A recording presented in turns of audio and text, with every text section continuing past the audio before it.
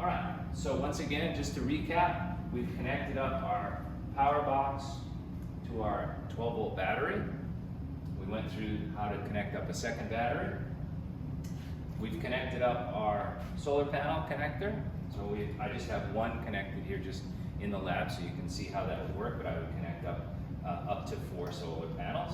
And then coming out of my charge controller is my power. Okay. And again, as I mentioned, we can put the power box onto the DTS stand, okay, or you can have it separate wherever is more convenient depending upon where your solar panels are. But you've got about 5 feet of connector here. All right, so before we plug in, a couple of things.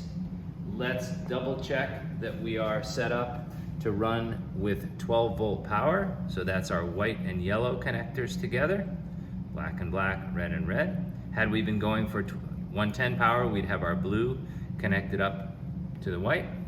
Okay, but right now we're going to be running on 12 volts. And the last thing that I'm going to put on before I power up are going to be our external temperature sensors. So the DTS has 2 external independent temperature sensors. They're called PT100s, platinum resistance devices with a 100 ohm resistor. And they connect up right in here. And I'm just going to connect one of them up just so you can see where it's done. Okay, and here's our PT100. It's got a long cable on it. You're going to be putting this in your calibration baths when you're operational. But I'm just going to put this on here so that we can see when we fire up the DTS that we're recording temperatures. All right, so the PT100s go up in these fittings. Again, it's a military connector. Move it around till it slides in and then give it a twist. In this case, it's just about a half a twist. It's not a thread, it's a locking feature. All right, so good. So now let's power up our DTS. First off, make sure our power switch is off. Make sure that all of our closures are on our fiber optic connectors up here just in case. We just don't want the laser firing up while we're not connected up with our fiber yet. So here's my 12-volt power. That connects up right here. Okay, and again, military connector, roll it around gently, keep it square. It will pop in somewhere. There it is. Okay, give it a little push and then thread that on finger tight. Again, remember to strain relief. Again, a zip tie around here or loop it around. All right, one final check. Make sure that we are set up for 12-volt power.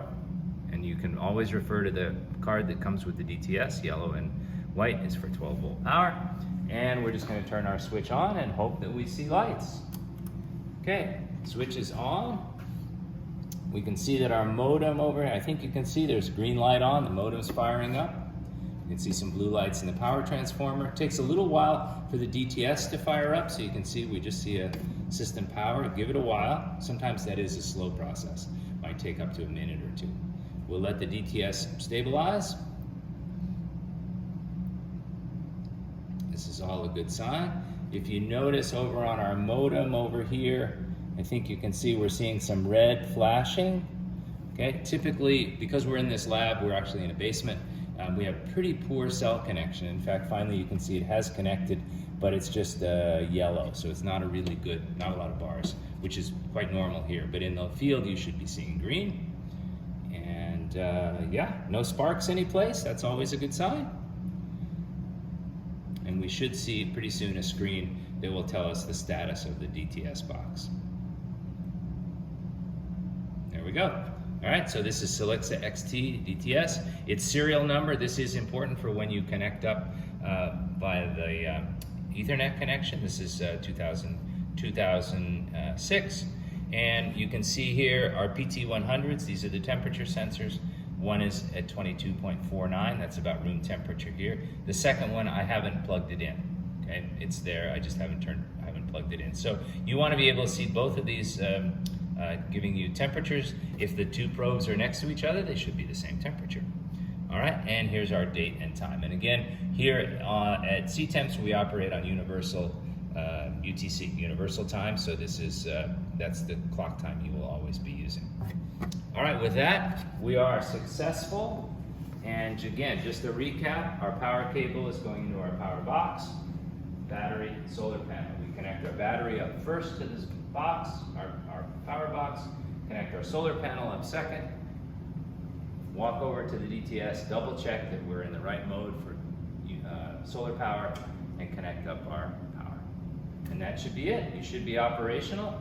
From here on, I'm going to show you how to set up the calibration baths. Your DTS fiber will come in through these fittings here. Maybe while we're here, let's just take a quick look at them and remind you what they look like. Okay, they are rubber gaskets. They are split. This one might not actually be split yet. That you can just slide your optical fiber, your connector, your pigtail in, run it in here, and connect up to here.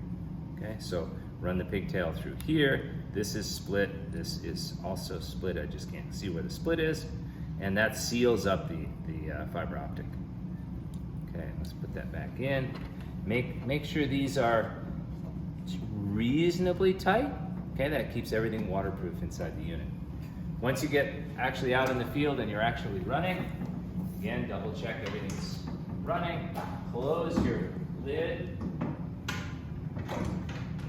put the locks on, and screw these down reasonably tight.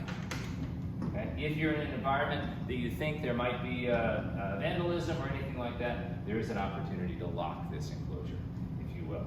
I would also recommend perhaps putting a big chain around your entire stand if you're in an environment that you think somebody might come along and do you some damage. All right, with that, thank you, and we'll keep moving on.